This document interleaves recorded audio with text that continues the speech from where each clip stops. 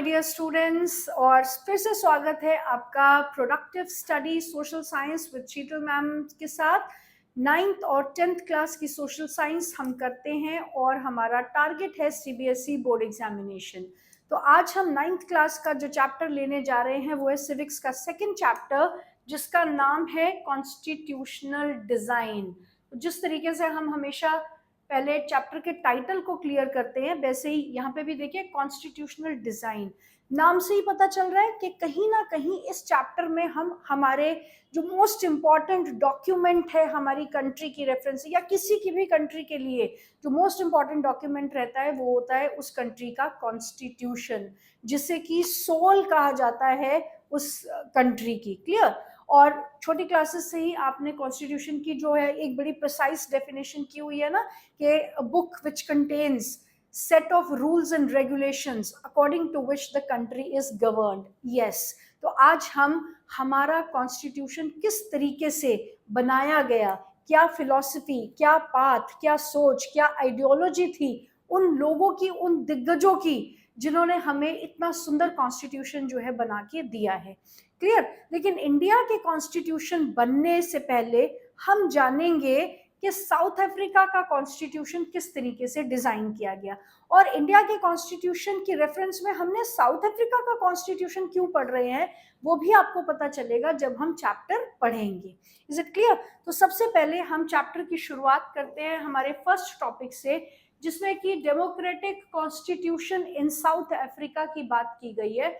और south Africa के जो फर्स्ट प्रेसिडेंट थे नेल्सन मंडेला।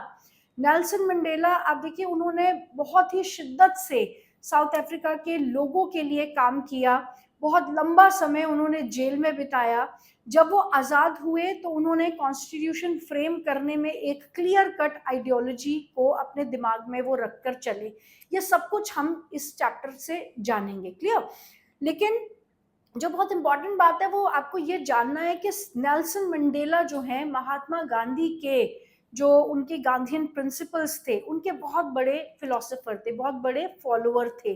और कहीं ना कहीं आप देखोगे कि जो racist discriminatory policy South Africa में वाइट्स ने फॉलो की थी, उसी तरीके की डिस्क्रिमिनेटरी पॉलिसी इंडिया में भी फॉलो की जा रही थी। क्लियर? डिवाइड एंड रूल, यहाँ पे धर्म के नाम पे बांटा जा रहा था, वहां पे स्किन कलर के नाम पर बांटा जा रहा था। और यहाँ पर भी रेशियल डिस्क्रिमिनेशन इंडिया में भी देखने को मिलती थी।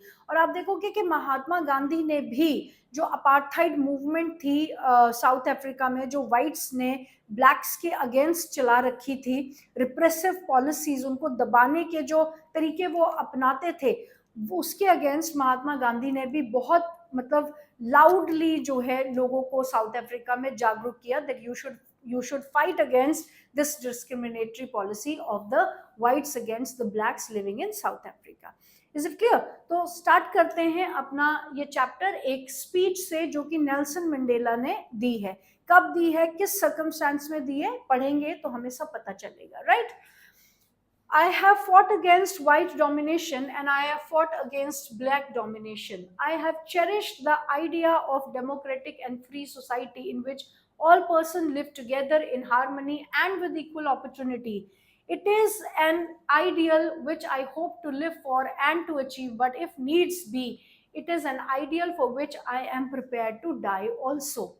तो ये एक ऐसी सोसाइटी की बात कर रहे हैं कि मैंने मतलब एक ऐसी सोसाइटी के लिए मैं कोशिश कर रहा हूँ जिसमें ना ब्लैक्स का डिफरेंस हो, ना वाइट्स का डिफरेंस हो, बल्कि एक ऐसी सोसाइटी हो जिसमें सब लोग इकट्ठे एमिकेबली म्यूचुअल कंसेंट के साथ जो है वो रह सके, ताकि एक अच्छी सोसाइटी हम हर एक इंसान को दे सके। तो नेल्सन मंडेला कहते हैं कि I am working hard to attain such a society, लेकिन अगर मुझे जरूरत पड़ी तो मैं इस ऐसी सोसाइटी बिल्ड करने के लिए अपनी जान तक देने को तैयार हूँ।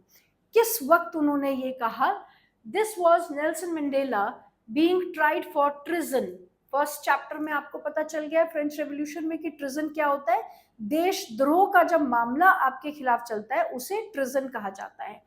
by the white South African government. He and 7 other leaders were sentenced to life imprisonment in 1964. देखिए हमारे आज़ाद होने के काफ़ी देर के बाद इनको जो है आज़ादी मिली है, तो 1964 में नेल्सन मंडेला पे ट्रिजन का केस चलाया जा रहा है और 7 और लीडर्स उनके साथ इसमें इन्वॉल्व हैं. For daring to oppose the apartheid regime in his country, he spent next 27 years in South Africa's most dreaded prison, Robben Island. Robben Island, 1 mark question. कितने सालों के लिए उन्हें इम्प्रिजन किया गया? 1 mark question. How many other leaders were accompanied by him in the treason case? 7. ये भी एक 1 mark question है. और कौन सा मामला उनके लिए चलाया जा रहा था? Treason. All 1 mark question. Clear? So point is के यहाँ पे अपार्थाइड एक रेशियल डिस्क्रिमिनेटरी पॉलिसी, मैं आपको पूरा बताऊंगी कि क्या होता है ये. इस तरीके का जो प्रैक्टिसेस थे वो वाइट गवर्नमेंट जो है अफ्रीका में किया करते थे और अफ्रीकन्स को उन्हीं की कंट्री में सप्रेस किया जा रहा था, डिस्क्रिमिनेट किया जा रहा था on the basis of their facial, जो उनका मतलब लुक है, फिजिकल लुक है, उनके कैसा स्किन का टोन है, उनकी स्किन का कलर कैसा है, उसके बेसिस पे इनके साथ डिस्क्रिमिनेटरी प्रैक्टिसेस की जाती थी. तो इससे कहा जाता है apartheid, right, a discriminatory policy, racial discriminatory policy. तो अपार्थाइड के अगेंस्ट नेल्सन मंडेला ने आवाज उठाई, इसलिए जो वाइट गवर्नमेंट थी उस वक्त अफ्रीका की, उन्होंने साउथ अफ्रीका की सॉरी, उन्होंने नेल्सन मंडेला के ऊपर ट्रिजन का केस चलाया और उन्हें नेक्स्ट 27 ईयर्स के लिए अफ्रीका, साउथ अफ्रीका की मोस्ट ड्रेडेड जेल है रॉबिन आइलैंड्स में, वहां पर उन्हें भेजा जा रहा है. क्लियर? नेक्स्ट क्या होता है? Struggle against apartheid. कौन स्ट्रगल कर रहे हैं यहाँ पे? जो साउथ अफ्रीका में रहने वाले वहीं के ओरिजिनल इनहेबिटेंट्स हैं, जो वहीं के लोग हैं, वो लोग स्ट्रगल कर रहे हैं अपार्थाइड के अगेंस्ट. किस तरीके से?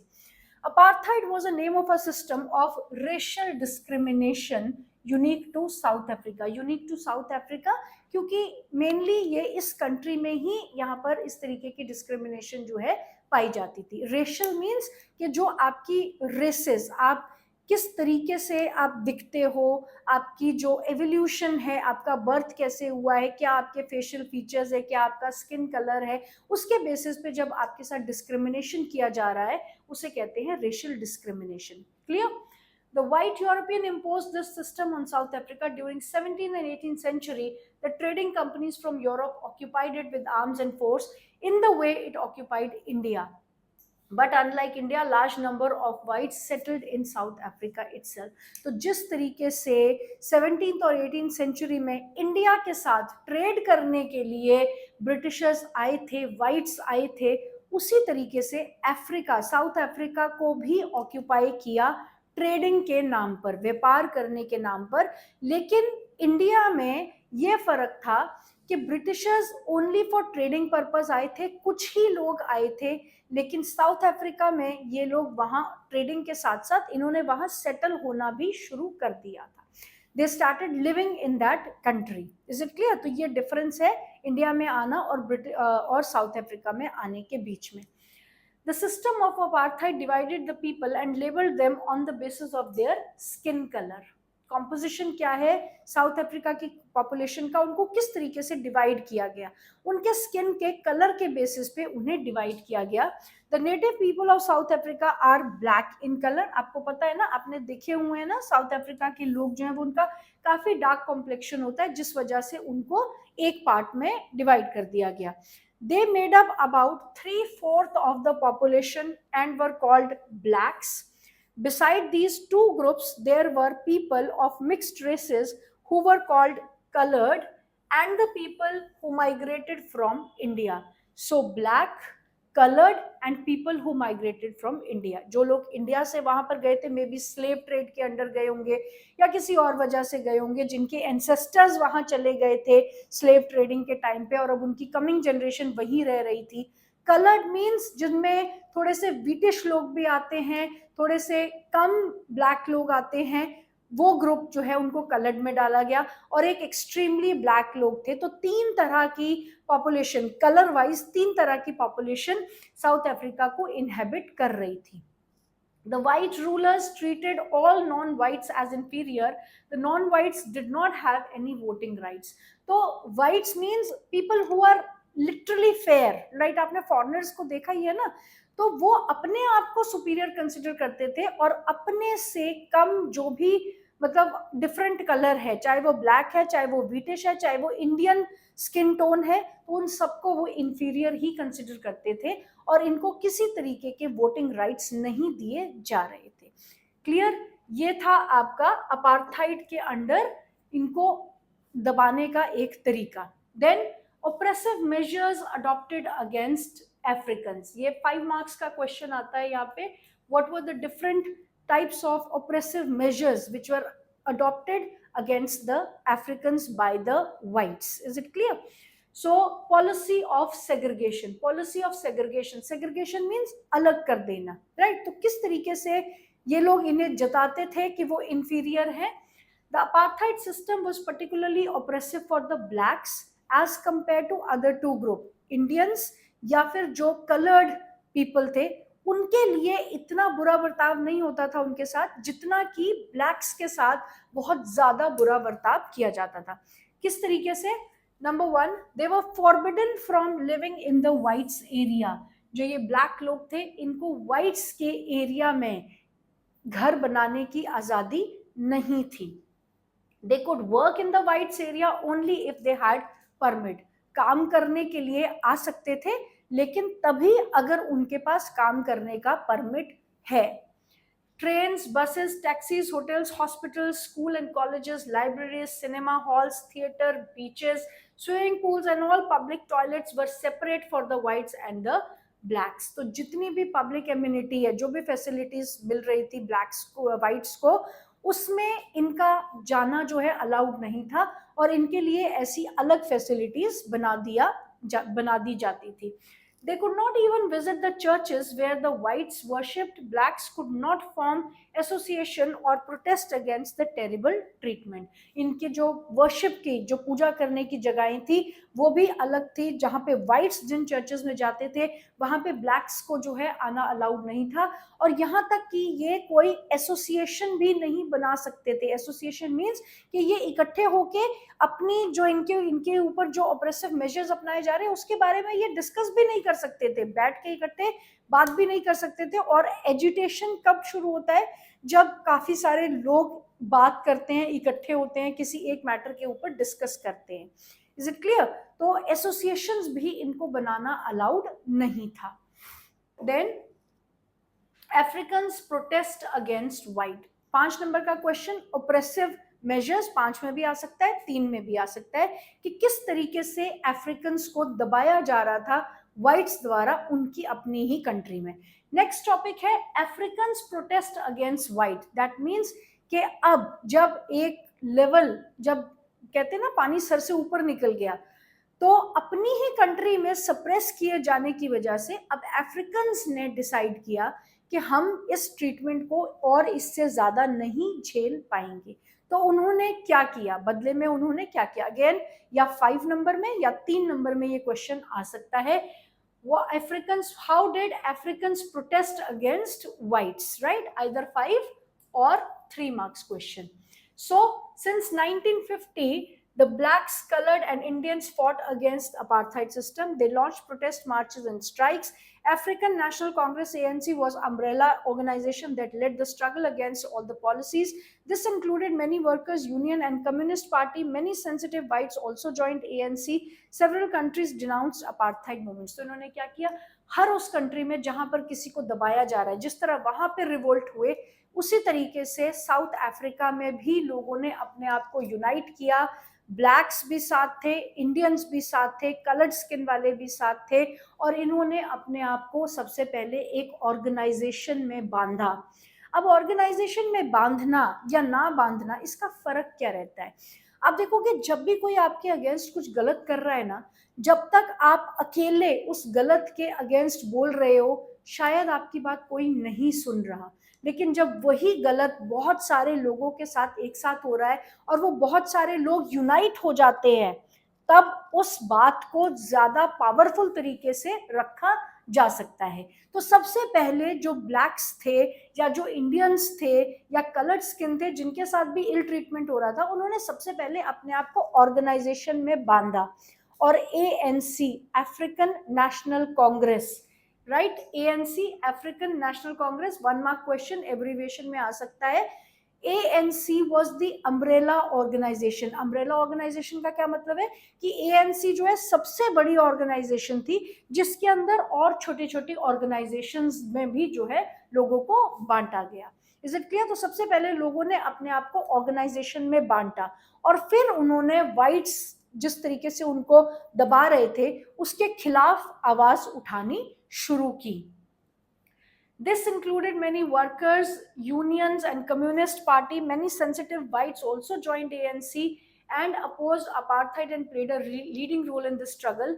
Several countries denounced apartheid as unjust and racist, but the white racist government continued to rule and detaining, torturing, and killing thousands of black and colored people. तो अपने आप को ऑर्गेनाइज किया उन्होंने और व्हाइट्स के अगेंस्ट जो है धरने, प्रदर्शन, पैम्पलेट्स और स्ट्राइक्स वगैरह ऑर्गेनाइज करना शुरू कर दिया। लेकिन व्हाइट्स जो हैं उन्होंने अभी अपनी पॉलिसी को चेंज नहीं किया। वो अभी भी ब्लैक्स को मारते भी थे, टॉर्चर भी करते थे, उनसे बहुत ही कम वेजेस पे उनसे काम भी लिया करते थे, उनको डोमेस्टिक हेल्प सर्वेंट्स की तरह ट्रीट किया करते थे, डिस्क्रिमिनेटरी ट्रीटमेंट जो है उनको दिया जाता था। Then towards the new constitution, अब आपने देखा दो फेजेस को हमने समझा है। एक में जहां पे अफ्रीकन्स को दबाया जा रहा है और एक फेज है जहां पे अफ्रीकन्स ने अपनी आवाज उठानी शुरू की। अब चेंज किस तरीके से आया सोसाइटी में, right? Towards the new constitution, as protest and struggle against apartheid has increased, the government realized that they could no longer keep the blacks under their rule through repression.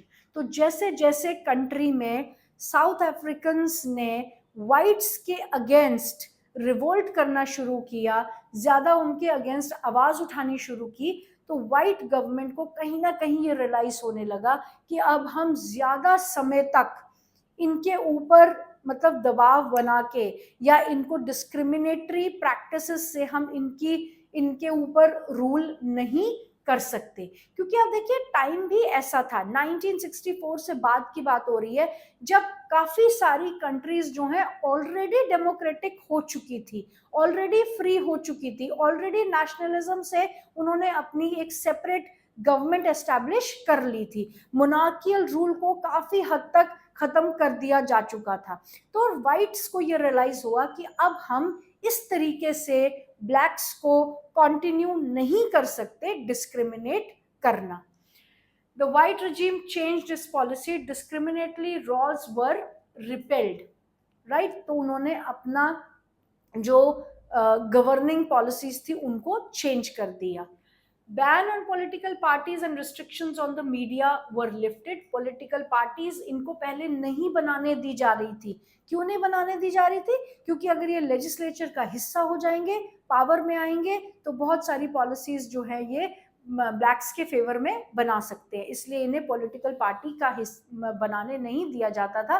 तो अब वो ban को lift कर दिया गया। After 28 years of imprisonment, Nelson Mandela walked out as from the jail as a free man, finally at the midnight of 26th April 1994. 64 में अंदर गए थे ना, तो 1994 में new national flag of Republic of South Africa was unfurled, marking a newly born democracy in the world. Apartheid government came to an end, paving way for the formation of multiracial government. तो political parties बनाने दी जा रही है, media से ban को हटा दिया गया है। मीडिया से बैन हटाना मतलब कि पहले मीडिया को अलाउड ही नहीं था व्हाइट्स के अगेंस्ट कुछ भी बोलना, तो अब मीडिया से बैन हटा दिया गया और मीडिया जो है वो बता पा रहा है कि साउथ अफ्रीका में क्या चल रहा है। और ऐसे में 1994 में नेल्सन मंडेला को भी जेल से जो है रिहा कर दिया गया और उसके बाद कंप्लीटली जो रेशियल डिस्क्रिमिनेशन की पॉलिसी थी व्हाइट गवर्नमेंट ने उसको कंप्लीटली छोड़ दिया।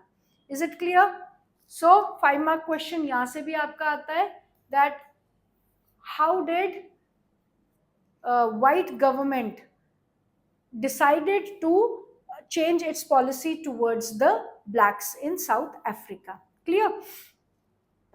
Then how did this came about? कि ये जागरूकता आई किस तरीके से, राइट? वाइट्स में ये चेंज किस तरीके से आया और फिर बाद में कॉन्स्टिट्यूशन बनने का पाथ किस तरीके से स्टार्ट हुआ. Let us hear Mandela, the first president of this new South Africa, on his extraordinary transition. Historical enemies succeeded in negotiating a peaceful transition from apartheid to democracy exactly because we were prepared to accept the inherent capacity of goodness in the other. Is it clear? Historical enemies मतलब कि जिन्होंने हम पे इतने सालों से राज किया है, अब वो finally they are ready to negotiate, वो हमसे बातचीत करने के लिए तैयार है. A peaceful transition from apartheid, that means peaceful transition means कि अब वो बदलना चाहते हैं, अपार्थाइड को छोड़कर वो बदलना चाहते हैं, एक पीसफुल तरीके से वो लोग रहना चाहते हैं हमारे साथ, क्योंकि हमने उनकी गुडनेस, हमने उनके एक और एस्पेक्ट, उनके अच्छाई को एक्सेप्ट कर लिया है. हम रेडी हैं उनकी अच्छाइयों को एक्सेप्ट करने के लिए.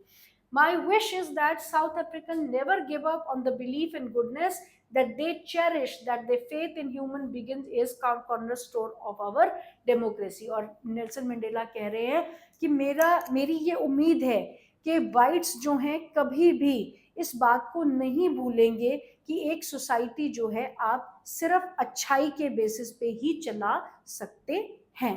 Is it clear?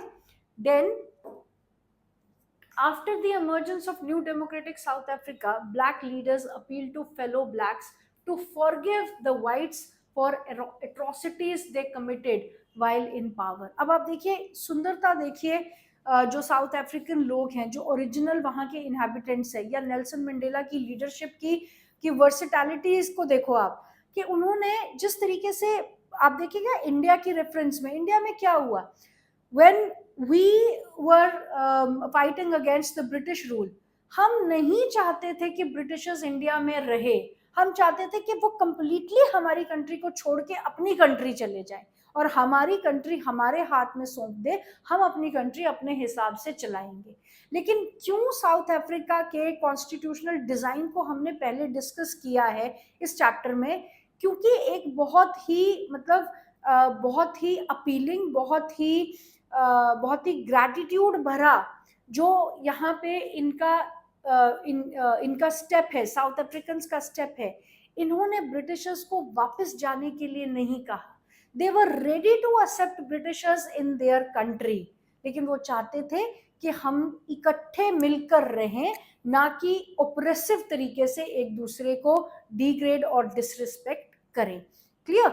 So blacks ने क्या डिसाइड किया, नेल्सन मंडेला या फिर अफ्रीकन जो लीडर्स थे, उन्होंने अपनी आम जनता से ये अपील की कि भूल जाओ जो कुछ वाइट्स ने हमारे साथ अब तक किया, उसको भूल जाओ और उनको माफ कर दो.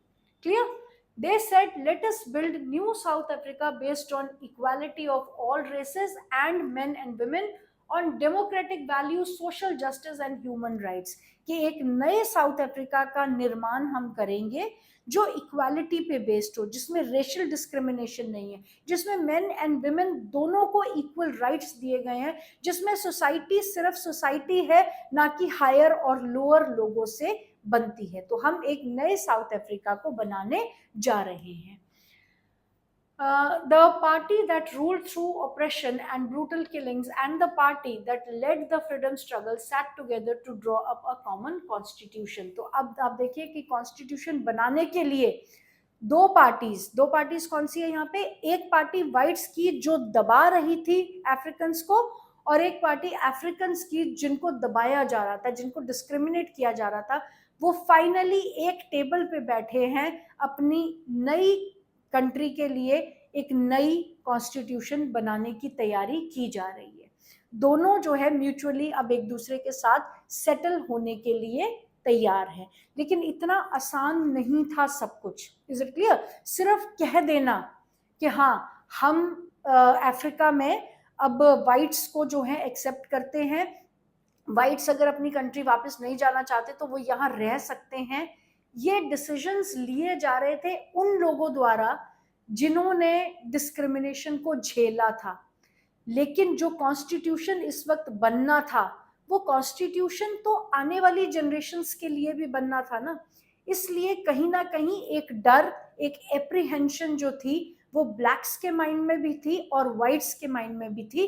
इसलिए कॉन्स्टिट्यूशन का बनना इतना आसान नहीं था, right? After 2 years of discussion and debate, they came out with one of the finest constitution of the world has ever had. This constitution gave its citizen the most extensive rights available in any country. तो हमने क्यों इस model को अपनी constitution के बनने से पहले पढ़ा?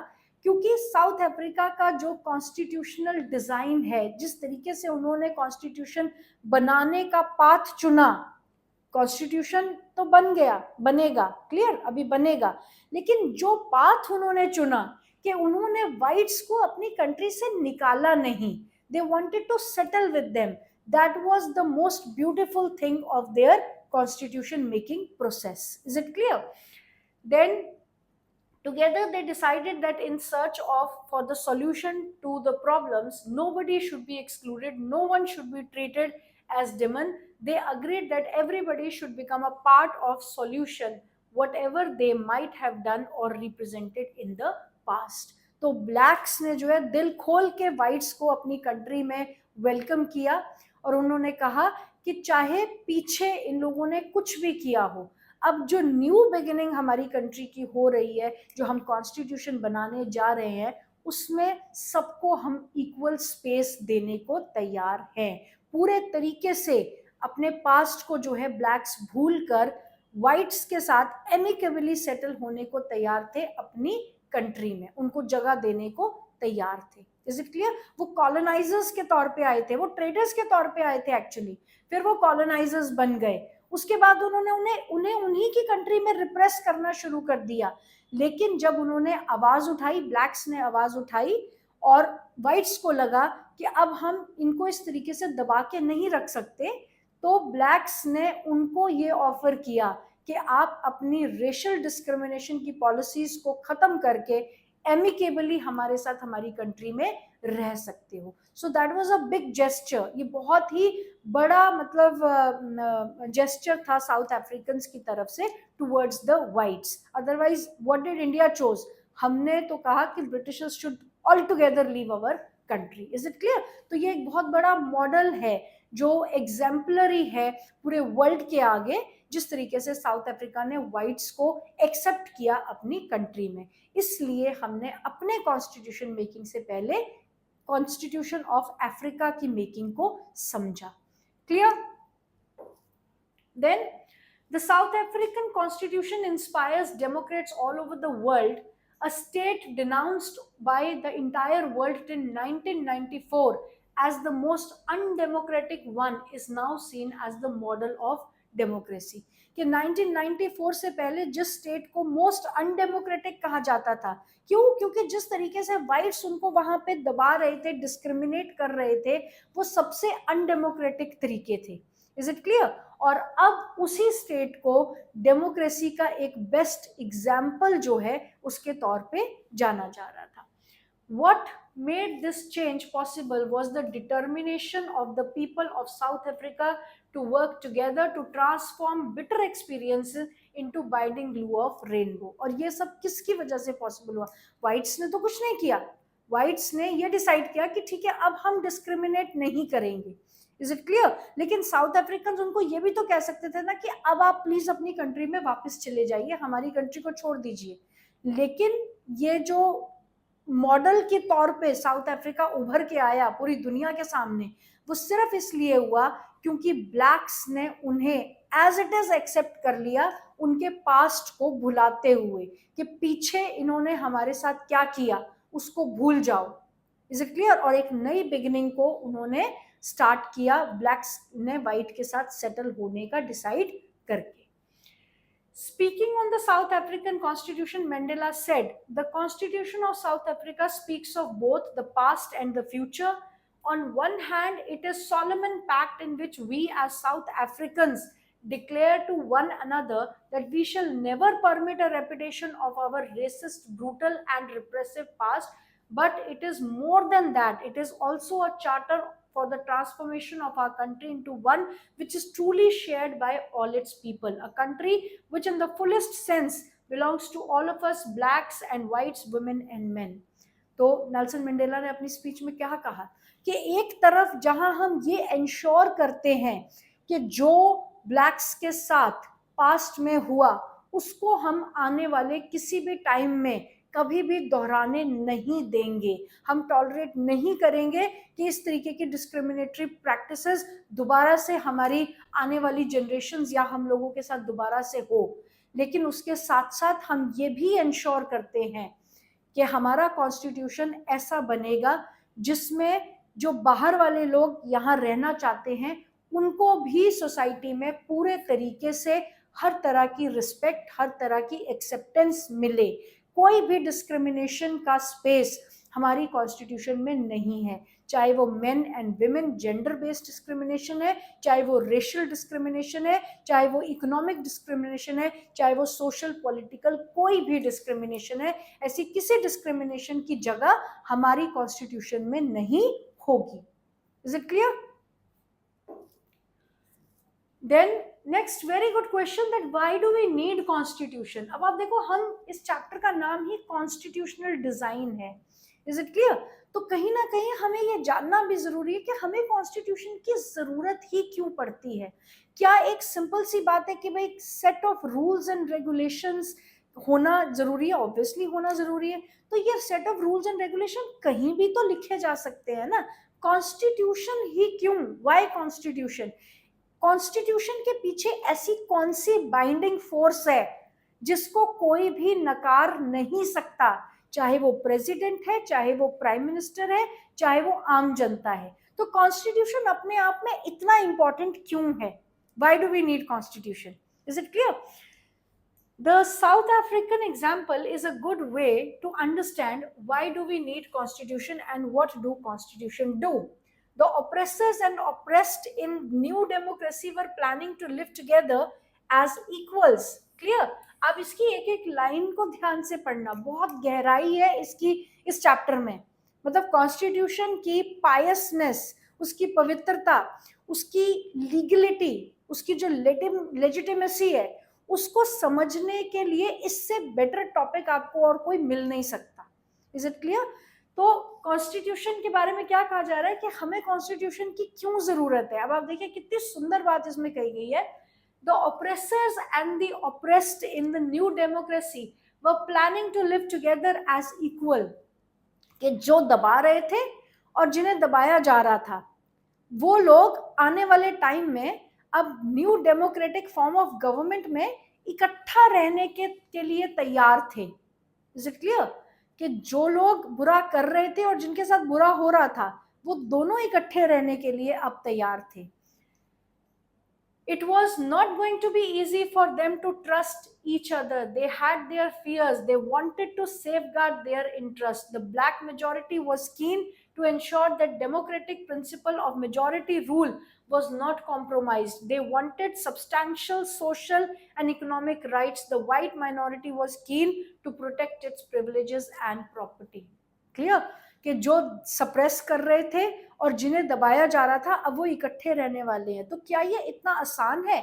आज इस सिचुएशन में आप इकट्ठा रहना चाह रहे हो, आज से 50 साल बाद अगर आप इकट्ठा ना रहना चाहो तो क्या होगा?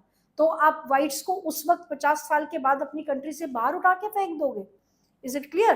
तो बुरा किसी ने किया, भुगतना किसी को 50 साल के बाद किसी और को पड़ेगा, तो वो भी तो अपने आप में गलत है ना। इसलिए कॉन्स्टिट्यूशन हमें चाहिए ताकि जो कुछ भी हम अपनी कंट्री के प्रेजेंट और फ्यूचर के लिए डिसाइड कर रहे हैं वो हमारे पास लिखित तौर पे है। जो डिसाइड किया जा रहा है, जो डिसीजंस लिए जा रहे हैं वो हमारे पास रिटन फॉर्म में होना चाहिए। Is it clear? Return form में तो ऐसे बहुत सारे एफिडेविट्स पड़े होते हैं जिनको फाड़ दिया जाता है और कहा जाता है ऐसा तो कुछ डिसाइड हुआ ही नहीं था। लेकिन क्या कॉन्स्टिट्यूशन अपने आप में एक इतना नॉर्मल सा डॉक्यूमेंट है कि उसको फाड़ दिया जाएगा और ये कह दिया जाएगा कि ये तो 50 साल पहले डिसाइड हुआ था, आज की जनरेशन ऐसा नहीं चाह रही तो हम कॉन्स्टिट्यूशन को नहीं मानते? ऐसा नहीं होता। Is it clear? कॉन्स्टिट्यूशन अपने आप में इतना इंपॉर्टेंट, इतना लीगल और इतना पायस डॉक्यूमेंट है कि उसकी मान्यता, उसको मानना बाय डिफॉल्ट क्रिएट हो जाता है उस नाम के साथ कि ये कॉन्स्टिट्यूशन है। समझ में आ रही है आपको बात? इज इट क्लियर कि कॉन्स्टिट्यूशन अपने आप में इतना इंपॉर्टेंट डॉक्यूमेंट है, ये नाम कॉन्स्टिट्यूशन अपने आप में इतना इंपॉर्टेंट है कि इसकी लेजिटिमेसी को आप 50 साल के बाद भी क्वेश्चन नहीं कर सकते। इसको चेंज किया जा सकता है, इसको अमेंड किया जा सकता है, लेकिन इसके बनने के ऊपर आप क्वेश्चन मार्क नहीं उठा सकते। और इस बात से ये बात समझ में आती है कि कॉन्स्टिट्यूशन अपने आप में कितना जरूरी है कंट्रीज के लिए होना। क्यों? क्योंकि आज आप देखिए, हमारे लिए जो कॉन्स्टिट्यूशन बनाया गया वो आज से 70-80 साल पहले उन लोगों ने बनाया, किस सिचुएशन में बनाया, किस कंडीशन में बनाया। आज वो कंडीशन वैसी है ही नहीं, चेंज हो गई है। लेकिन क्या हमने अपने कॉन्स्टिट्यूशन को मानना छोड़ दिया? क्या हमने उस विश्वास को तोड़ दिया, छोड़ दिया जो हमारा अपने लीडर्स पे है कि जिन्होंने ये कॉन्स्टिट्यूशन उस समय पे बनाया वो कितने विजनरी लोग थे? क्या हम इस बात को मानना छोड़ देंगे? Is it clear? तो कॉन्स्टिट्यूशन अपने आप में ही एक ऐसा डॉक्यूमेंट और ऐसा एक नाम है जिसकी मान्यता को आप कभी भी क्वेश्चन नहीं कर सकते, और उसमें जो लिखा है उसके ऊपर कोई उंगली नहीं उठाई जा सकती। इसलिए कॉन्स्टिट्यूशन का होना जरूरी है। Is it clear? It was not going to be easy for them to trust each other. They had their fears. अब blacks and whites जो है, blacks अपने आप अपनी डिस्क्रिमिनेशन को खत्म करना चाहते थे, अपनी ही कंट्री में पीसफुली दूसरों के साथ सेटल होने को तैयार थे। लेकिन वो आज का टाइम है, हो सकता है आने वाली जनरेशन ये कहे कि व्हाइट्स को बाहर फेंको और इनको अपनी कंट्री में वापस भेजो। उस वक्त क्या होता? Is it clear? इसलिए कॉन्स्टिट्यूशन में डिसाइड करके ये लिखना जरूरी था कि आने वाले समय में भी व्हाइट्स के साथ ऐसा कुछ नहीं किया जाएगा। तो कॉन्स्टिट्यूशन अपने आप में एक तरह की गारंटी थी, ब्लैक्स के लिए भी और व्हाइट्स के लिए भी। इसलिए कॉन्स्टिट्यूशन जरूरी होता है। After long negotiation, both parties agreed to a compromise. क्या compromise उनके बीच में settle हुआ? The whites agreed to the principle of majority rule. Whites ने इस बात पे agree किया कि majority rule रहेगा। अब majority में कौन है? Blacks जो हैं वो majority में है, तो majority rule रहेगा। And that one person one vote. एक इंसान एक वोट। पहले आपने देखा ब्लैक्स थे, कलर्ड्स थे या इंडियंस थे, इनको व्हाइट्स ने कोई वोटिंग राइट दिया ही नहीं हुआ था। तो अब वन पर्सन वन वोट और मेजॉरिटी रूल को व्हाइट्स ने एक्सेप्ट कर लिया। Second, they also agreed to accept some basic rights for the poor and the workers. The blacks agreed that majority rule would not be absolute. Is it clear? कि जो गरीब लोग हैं, जो वर्कर्स हैं, उनके लिए कुछ अलग से बेसिक, कुछ सम बेसिक राइट्स जो है, जो गरीब लोग हैं, जो पुअर है, उनको भी मिलने चाहिए। सोसाइटी में हैव्स और हैव नॉट्स में डिवाइडेड होती है, जिनके पास कुछ है, जिनके पास कुछ नहीं है। ऐसा कोई भी डिस्क्रिमिनेशन नहीं होना चाहिए। जो बेसिक राइट्स है वो हर इंडिविजुअल को होने चाहिए, सिर्फ इसलिए क्योंकि वो इंसान है, वो उस कंट्री के सिटीजन्स हैं। क्लियर? देन थर्ड पॉइंट है, the blacks agreed that majority rule would not be absolute. Majority rule absolute नहीं हो सकता। एब्सोल्यूट मतलब, एब्सोल्यूट अगर हो जाएगा तो ऑटोक्रेसी और डिक्टेटरशिप में क्या फर्क रह जाएगा? डेमोक्रेसी तो रही नहीं अगर मेजॉरिटी रूल एब्सोल्यूट है कि जो मेजॉरिटी ने कह दिया वही होगा, उसके अलावा और कुछ नहीं होगा। Is it clear? They agreed that the majority would not take away the property of the white minority. कि अगर आपकी पॉपुलेशन मेजॉरिटी में है तो ऐसा नहीं है कि आपका मन कर रहा है तो आप माइनॉरिटी वालों को उनसे उनकी प्रॉपर्टी छीन लो। एब्सोल्यूटिस्ट नहीं हो सकते आप, चाहे आप मेजॉरिटी में हो, चाहे आपकी पॉपुलेशन, चाहे कंट्री आपकी है, इस केस में तो कंट्री ही ब्लैक्स की है ना, वो कुछ भी कर सकते हैं माइनॉरिटी के साथ, और साथ में वो मेजॉरिटी में है। लेकिन उन्होंने कहा कि मेजॉरिटी रूल होने का मतलब ये नहीं है कि आप कुछ भी करोगे, कि माइनॉरिटी से उनकी प्रॉपर्टीज भी छीनने का आप हक रखते हो। No. Next, this compromise was not easy. How was this compromise going to be implemented? Even if they managed to trust each other, what was the guarantee that this trust will not be broken in future? वही बात आ गई जो मैंने कहा था कि this compromise was not easy. इस compromise को जो इन्होंने सेटल की है यहाँ पर बात, आज से 50 साल पहले उनका कॉन्स्टिट्यूशन बना होगा, क्लियर? तो उस वक्त की जनरेशन ने सेटल की थी, उस वक्त के लीडर्स ने वो बात सेटल की थी। इस बात की क्या गारंटी है कि आने वाली फ्यूचर जनरेशन भी उन बातों को मानकर चलेगी, right? The only way to build and maintain trust in such a situation is to write down some rules of the game that everyone would abide by. Is it clear? Game का यहाँ पे example दिया गया है, otherwise बात यहाँ constitution की हो रही है कि इस बात की गारंटी सिर्फ इस तरीके से है कि आप खेल शुरू होने से पहले ही गेम के रूल्स को प्रॉपरली लिख लो एक कागज पे, ताकि ना आप चैलेंज करो और ना ही ओपोनेंट टीम उस बात को चैलेंज कर सके। और अगर चैलेंज करे तो आप वो रूल्स दिखा दो कि भाई ये लिखा हुआ है, हम तो इसके अकॉर्डिंगली खेल रहे हैं। Is it clear? तो यहाँ पे जो ब्लैक्स ने व्हाइट में और व्हाइट्स ने ब्लैक्स में जो ट्रस्ट दिखाया, वो ट्रस्ट ऐसे ही मेंटेन रहेगा। इस बात की क्या गारंटी थी? तो उन्होंने कहा इस बात की सिर्फ ये गारंटी है कि हम आज और आने वाले कल के फ्यूचर को सिक्योर कर ले, सारे रूल्स एंड रेगुलेशंस को लिख ले। These rules lay down how the rulers are to be chosen, how the rulers are to be chosen in future. These rules also determine what the elected government are empowered to do and what they cannot do. Finally, these rules decide the rights of the citizen. These rules will work only if the winner cannot change them very easily. कि ये rules decide करेंगे कि leaders को कैसे elect किया जाएगा, ये rules decide करेंगे कि गवर्नमेंट के पास क्या क्या पावर होंगी, जो इलेक्टेड है उनके पास क्या क्या पावर होंगी, और ये रूल्स डिसाइड करेंगे, ये बहुत ही इंपॉर्टेंट बात है, लास्ट वाली आप देखिए, these rules will work only if winner can not change them very easily. कि दी देन गवर्नमेंट, जो उस टाइम पे गवर्नमेंट बनी हुई है, वो विनर्स है ना, इलेक्ट होके वो लोग विनर्स बने हैं, उन्होंने पार्टी बनाई है, गवर्नमेंट बनाई है, तो गवर्नमेंट के हाथ में इतनी आसानी से कॉन्स्टिट्यूशन को बदलने के अगर तौर तरीके होंगे तो कोई भी गवर्नमेंट कॉन्स्टिट्यूशन को बदल के अपने फेवर में कर सकती है। फिर चाहे आपने रिटर्न में ही रूल्स क्यों नहीं लिखे हुए हैं, अगर आपने रिटर्न में भी रूल्स लिखे हुए हैं तो जो गवर्नमेंट उस वक्त रूल कर रही है वो कॉन्स्टिट्यूशन को बदल सकती है। इसलिए कॉन्स्टिट्यूशन में रूल्स लिखना भी जरूरी है, लेकिन कॉन्स्टिट्यूशन को ऐसा बनाना भी जरूरी है कि उसमें आसानी से चेंजेस ना किए जा सके। तो बहुत डिफिकल्ट प्रोविजंस होते हैं कॉन्स्टिट्यूशन में अमेंडमेंट लाने के लिए। Africans, this is what South Africans did. They agreed on some basic rules. They also agreed that these rules will be supreme, that no government will be able to ignore this. The set of basic rule is called constitution. Is it clear? तो south Africans ने ये decide किया कि कुछ एक basic rules होने चाहिए जिसके अकॉर्डिंगली गवर्नमेंट चलेगी, लेकिन ये रूल्स अपने आप में इतने सुप्रीम होने चाहिए कि इनको कोई भी आसानी से ना बदल पाए, और इन लिखित रूल्स को कहा जाता है कॉन्स्टिट्यूशन। अब समझ में आई आपको बात कि why constitution is defined as set of rules and regulations according to which the country is governed.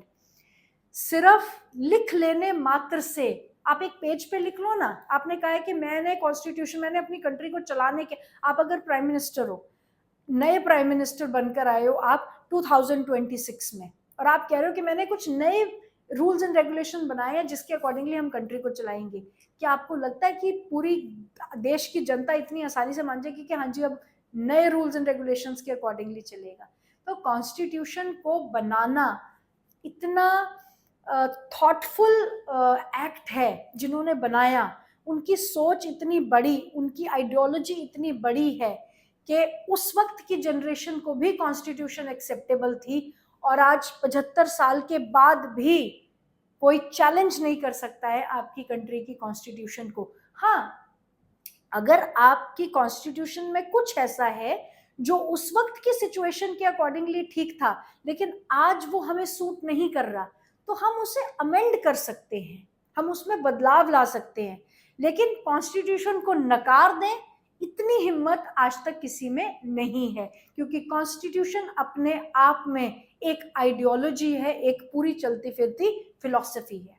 Is it clear? The constitution making is not unique to South Africa. Every country has diverse group of people. Their relationship may not have been as bad as that between the whites and blacks in South Africa, but all over the world people have differences of opinion and interest. Is it clear कि constitution making सिर्फ south Africa में ही नहीं हुई। आप देखोगे world में कितनी countries है जहां पे कितनी डाइवर्सिटी रहती है, और इंडिया से ज्यादा डाइवर्स तो शायद ही कोई कंट्री हो। Is it clear? तो कॉन्स्टिट्यूशन सिर्फ इसलिए नहीं बनाई गई साउथ अफ्रीका में कि व्हाइट और ब्लैक का जो एक्सपीरियंस वहां पे रहा, और जरूरी नहीं है कि जिस तरीके से ब्लैक्स को सप्रेस किया जाता था हर जगह पे उसी तरीके के सप्रेशंस रहे हों। और अगर कोई डिफरेंसेस नहीं भी है तो भी कॉन्स्टिट्यूशन का बनना अपने आप में एक बहुत इंपॉर्टेंट टास्क है, क्योंकि डिफरेंसेस ऑफ ओपिनियन में कब टसल्स आ जाए, कब कॉन्फ्लिक्ट्स आ जाए, इस बात की कोई गारंटी नहीं होती। इसलिए कॉन्स्टिट्यूशन में clear cut laid down rules and policies का होना बहुत जरूरी है, ताकि जब भी कॉन्फ्लिक्ट आए तो आप उस कॉन्स्टिट्यूशन को पढ़ के इस बात में क्लियर हो जाओ कि कॉन्स्टिट्यूशन में इस बात का क्या प्रोविजन दिया हुआ है। Is it clear? Whether democratic or not, most countries in the world need to have these basic rules. This applies not just to the governments. Any association need to have its constitution.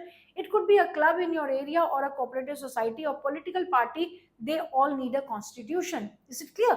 जब हम macro level पे पढ़ रहे हैं, जब हम बड़े level पे बात कर रहे हैं, तो हम कंट्री के रेफरेंस में कह रहे हैं कि कॉन्स्टिट्यूशन का होना कितना जरूरी है। लेकिन आप अपने घर में बैठ के देखो, अपने घर में जब आप किसी अपने सिबलिंग के साथ, भाई के साथ, बहन के साथ कोई गेम खेलते हो, उसमें चीटिंग होती है, तो आपकी लड़ाई हो जाती है ना कि नहीं नहीं ये तो चीटिंग कर रही है, चीटिंग कर रही है।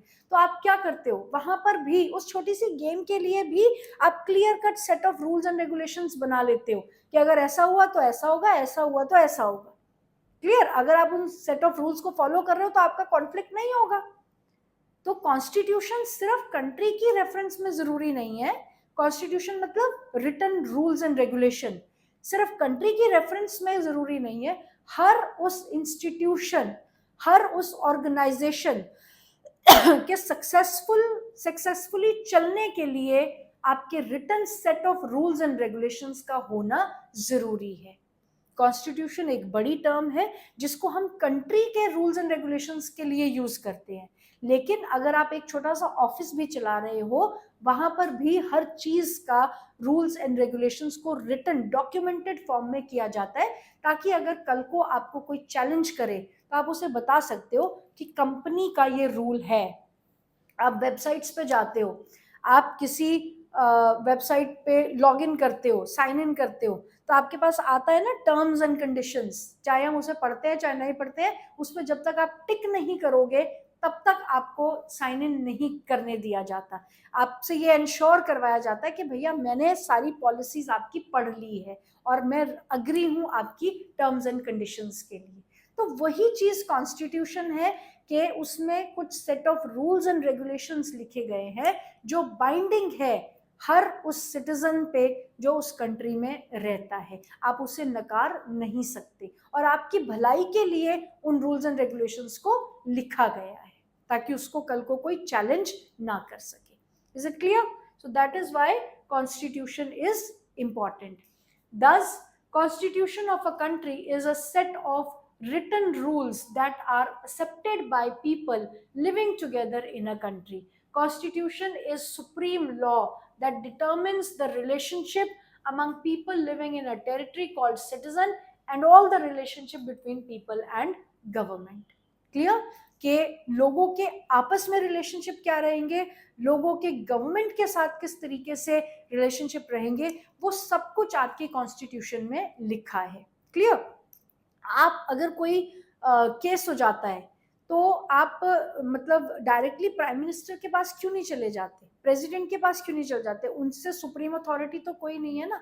लेकिन it is mentioned in the constitution कि आपने अगर कोई केस हुआ है तो एडमिनिस्ट्रेशन का काम जो देखेगा आप उनके पास जाओगे, पुलिस के पास जाओगे, कोई इंजरी हुई है तो हॉस्पिटल में जाओगे, केसेस जो है वो जजेस के पास जाएंगे। It is all mentioned in the constitution and according to it the country runs. Is it clear? Otherwise मैं कहूँ जी मुझे तो यहाँ के पुलिस स्टेशन वालों पे विश्वास नहीं है, मैं तो डायरेक्टली सीएम के पास चली जाऊंगी। So that is not happening.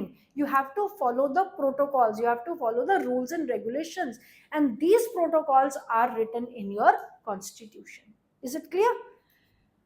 A constitution does many things. क्या करता है constitution? Firstly, it generates a degree of trust and coordination that it is necessary for different kind of people to live together. आपका constitution guarantee करता है कि आप किसी भी ग्रुप को बिलोंग करते हो, आप किसी भी रिलीजन को बिलोंग करते हो, हर डाइवर्सिटी को इक्वल स्पेस दिया जाता है। कॉन्स्टिट्यूशन ने इस बात की गारंटी की हुई है।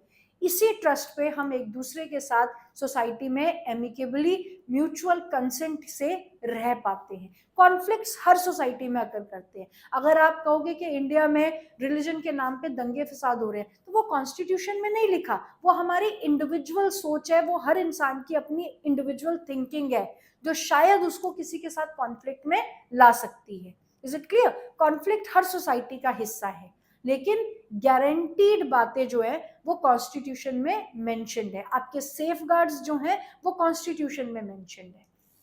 Second, it specifies how the government will be constituted, who will have the power to take which decision. Is it clear? ये कॉन्स्टिट्यूशन ने लिखा है कि आपकी जो सबसे बड़ी डेजिग्नेशन है जुडिशरी की रेफरेंस में, मैं आपको एक एग्जांपल दे रही हूँ कि कॉन्स्टिट्यूशन में लिखी हुई बातों को की क्या इंपॉर्टेंस है, उसको कोई चैलेंज नहीं कर सकता। एक छोटा सा एग्जांपल आप समझो, आपकी जो हाईएस्ट डेजिग्नेशन है ना जुडिशरी की रेफरेंस में, जो कि है chief justice of India. Chief justice of India की अपॉइंटमेंट करते हैं प्रेसिडेंट। Is it clear? जो कि आपका हेड ऑफ द कंट्री है। हेड ऑफ द गवर्नमेंट कौन होते हैं? Prime minister. Head of the country कौन होते हैं? प्रेसिडेंट। तो प्रेसिडेंट अपॉइंट करते हैं चीफ जस्टिस ऑफ इंडिया को, ओथ दिलाते हैं, अपॉइंट करते हैं। लेकिन आप देखो कॉन्स्टिट्यूशन में कितना सुंदर प्रोविजन दिया हुआ है इस बात का कि प्रेसिडेंट उनको अपॉइंट करने के बाद chief justice is not even answerable to president regarding his work. के काम के रिलेटेड जो केसेस चीफ जस्टिस के पास आएंगे उनके ऊपर प्रेसिडेंट को भी कोई जवाबदेही नहीं बनती है चीफ जस्टिस ऑफ इंडिया की। ये क्यों किया गया है? ये प्रोविजन क्यों दिया गया है? ये प्रोविजन इसलिए दिया गया है ताकि प्रेसिडेंट, भैया प्रेसिडेंट तो प्रेसिडेंट है ना, he is the ruler of the country, he is the head of the country. वो तो चीफ जस्टिस से किसी भी केस में कुछ भी करने को कह सकते हैं, राइट? लेकिन चीफ जस्टिस के ऊपर इस बात का दबाव नहीं है कि प्रेसिडेंट ने आपको अपॉइंट किया है, अब प्रेसिडेंट की तो आपको माननी पड़ेगी और उनके अकॉर्डिंगली आप केसेस को डील करोगे। नो, फ्री मतलब टोटली फ्रीडम दी गई है चीफ जस्टिस को कि आप किसी के दबाव में काम नहीं करोगे। और chief justice is not even answerable to president once he is appointed by the president. President ही अपॉइंट कर रहे हैं, लेकिन प्रेसिडेंट को भी जवाबदेही नहीं बनती है चीफ जस्टिस की अपने काम को लेके, ऑफिशियल काम को लेके। ये कॉन्स्टिट्यूशन में मेंशन किया गया है। और आप देखो प्रेसिडेंट मतलब बहुत ही लकी हैं हमारी कंट्री में कि ऐसे प्रेसिडेंट कोई आए ही नहीं है जो मैल प्रैक्टिसेस करते हैं, जो करप्शन करते हो, जो अपनी पोस्ट का मिसयूज करते हो। Is it clear? लेकिन अगर प्रेसिडेंट करना चाहे तो कर सकते हैं ना। और इस केस में अगर कॉन्स्टिट्यूशन में ना मेंशन होता तो चीफ जस्टिस के ऊपर तो प्रेशर होता, ट्रांसफर कर दिया जाऊंगा या चीफ जस्टिस की पोस्ट से हटा दिया जाऊंगा, तो वो उनको ऑब्लाइज करते, उनके अकॉर्डिंगली काम करते। लेकिन क्योंकि कंट्री कॉन्स्टिट्यूशन ये इंश्योर करती है कि चीफ जस्टिस को एक बार अपॉइंट कर दिया तो उनका जब तक टेनेवर पूरा नहीं होगा ना, उन्हें कोई नहीं हटा सकता। और अगर कोई ऐसे चार्जेस उनके अगेंस्ट है तो सिर्फ एक इम्पीचमेंट का प्रोसीजर है जिसके अकॉर्डिंगली चीफ जस्टिस को हटाया जा सकता है। और वो इम्पीचमेंट का प्रोसीजर इतना डिफिकल्ट है कि उसको अटेन करना ही मुश्किल है। तो ये डिफिकल्ट प्रोविजंस कॉन्स्टिट्यूशन में क्यों बनाए गए हैं? ताकि चीफ जस्टिस जो है वो बिना किसी प्रेशर के इम्पार्शियल तरीके से काम कर सके। क्लियर? और क्योंकि ये चीजें कॉन्स्टिट्यूशन में मेंशन है, इसलिए इनको प्रेसिडेंट भी चैलेंज नहीं कर सकते। This is why constitution is important. इसलिए कॉन्स्टिट्यूशन का लिखा हुआ कोई दीवार पे लिखा हुआ नहीं है जो कभी भी मिटाया जा सकता है। समझ आई आपको बात? The third, it lays down limits on the power of the government and tells us what the rights of citizens are. अब गवर्नमेंट है, गवर्नमेंट तो कुछ भी कर सकती है, ऐसा नहीं है। कॉन्स्टिट्यूशन में लिखा गया है कि गवर्नमेंट क्या कर सकती है और सिटीजन्स क्या कर सकते हैं। तो ऐसा नहीं है कि भाई गवर्नमेंट जो है वो सुप्रीम है, गवर्नमेंट सिटीजन्स के साथ कुछ भी कर सकती है। No, it is mentioned in the constitution कि गवर्नमेंट के क्या पावर्स है और सिटीजन्स के क्या राइट्स है, उसको चेंज नहीं किया जा सकता। Clear? Fourth, it expresses the aspiration of the people about creating a good society. Constitution अपने आप में एक मिरर है जो कहीं ना कहीं लोगों की विल को दर्शाता है एक अच्छी सोसाइटी बनाने के लिए। समझ में आई आपको बात? ये 4 points. And then all countries that have constitution are not necessarily democratic, but all the countries that are democratic will have constitution. बहुत इंपॉर्टेंट चीज फर्स्ट चैप्टर से कनेक्ट करती है ये statement. All countries that have constitution are not necessarily democratic, कि हर वो country जिसके पास कॉन्स्टिट्यूशन है हो सकता है वो डेमोक्रेटिक ना हो, लेकिन all the countries that are democratic will have constitution. हमने फर्स्ट चैप्टर में पढ़ा था ना, जो सिर्फ डेमोक्रेसी होने का दावा करती हैं और वो कंट्रीज जो सही मायने में डेमोक्रेसी है। तो जो सही मायने में डेमोक्रेसी लाना चाहेगा ना अपनी कंट्री में, डेमोक्रेसी क्या है? हर लेवल पे हर इंसान को इक्वालिटी प्रोवाइड करना, चाहे वो सोशल है, पॉलिटिकल है, इकोनॉमिक है, कोई भी है, जेंडर है, कोई डिस्क्रिमिनेशन नहीं होनी चाहिए, हर इंसान इक्वल है डेमोक्रेसी में। तो हर वो कंट्री जो ट्रूली डेमोक्रेटिक है ना, उनके पास कॉन्स्टिट्यूशन होगा ही होगा। समझ आई आपको बात? Then after the war of independence against Great Britain, the Americans gave themselves a constitution. After revolution, French people approved a democratic constitution. Since then, it has become a practice in all the countries to have a written constitution. Is it clear? तो आपने देखा किस तरीके से monarchial form of government को गिराया जा रहा था जब हमने फ्रेंच रेवोल्यूशन पढ़ा। और वो लोग क्या चाहते थे? वो लोग सब डेमोक्रेटिक बेसिस पे अपनी सरकारों को बनाना चाहते थे, जिसमें सोसाइटी को जो है इक्वल दर्जे में सबको रखा जाए, सबको इक्वल राइट्स दिए जाए, ना कोई गरीब है, ना कोई अमीर है, ना कोई सोशली बैकवर्ड है, ना फॉरवर्ड है, सिर्फ सोसाइटी है जिसमें सबको इक्वालिटी दी जाए। तो धीरे धीरे फ्रेंच रेवोल्यूशन के बाद जो है हर कंट्री ने अपने आप को लिबरेट किया और अपनी कंट्री में डेमोक्रेसी के साथ साथ कॉन्स्टिट्यूशनल सेटअप भी दिया। Second part of the chapter में हम पढ़ेंगे इंडिया की कॉन्स्टिट्यूशन मेकिंग की journey. Till then, god bless you all.